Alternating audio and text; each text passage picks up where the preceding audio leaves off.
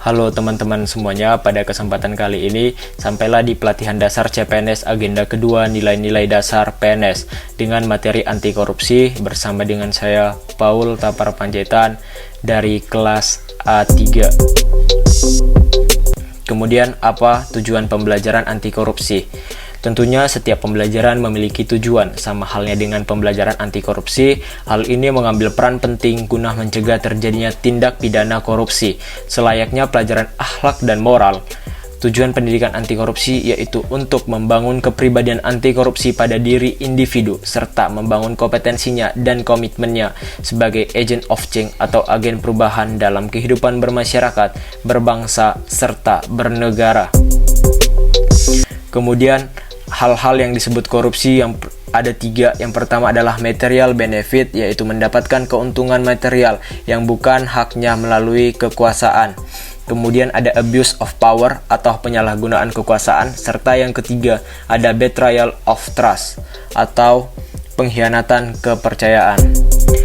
Kemudian apa sih pengertian korupsi? Korupsi menurut Undang-Undang Nomor 20 Tahun 2001 tentang Pemberantasan Tindak Pidana Korupsi atau Tipikor adalah setiap orang yang secara melawan hukum melakukan perbuatan memperkaya diri sendiri atau orang lain atau suatu korporasi yang dapat merugikan keuangan negara atau perekonomian negara.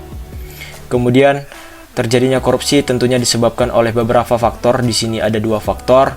Yang pertama internal, terdiri dari 2 aspek, yaitu individu dan sosial. Aspek individu adalah aspek yang terjadi akibat dorongan dari diri sendiri seperti rasa egois dan rasa ketamakan. Kemudian aspek sosial adalah dorongan dari orang-orang sekitar dan keluarga untuk melakukan tindakan korupsi. Kemudian ada faktor eksternal. Faktor eksternal terdiri dari 4 bagian. Yang pertama aspek sikap masyarakat terhadap korupsi. Kemudian aspek ekonomi atau rendahnya tingkat ekonomi seseorang yang mendorong dia untuk melakukan korupsi. Kemudian ada aspek politik atau untuk kekuasaan ataupun jabatan. Kemudian aspek organisasi, yaitu aspek yang timbul karena dalam suatu organisasi tidak adanya keteladanan yang dapat ditiru. Kemudian di sini ada jenis-jenis tindak pidana korupsi, ada 7. Yang pertama, perbuatan yang merugikan negara, suap, gratifikasi, penggelapan dalam jabatan, pemerasan, perbuatan curang, serta konflik kepentingan atau benturan kepentingan.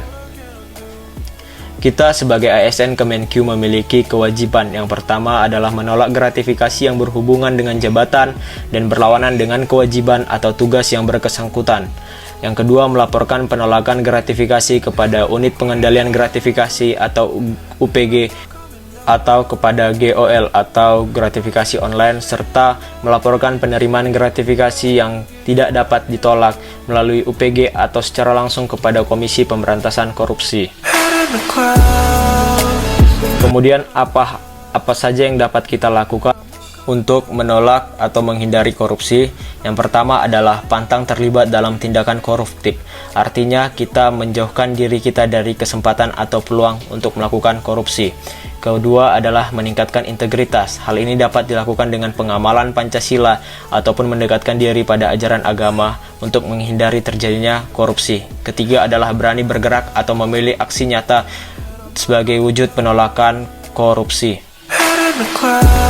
Itulah yang dapat saya sampaikan pada kesempatan kali ini. Atas perhatian semuanya, saya ucapkan terima kasih. Apabila ada kesalahan, saya mohon maaf. Sekian dan terima kasih.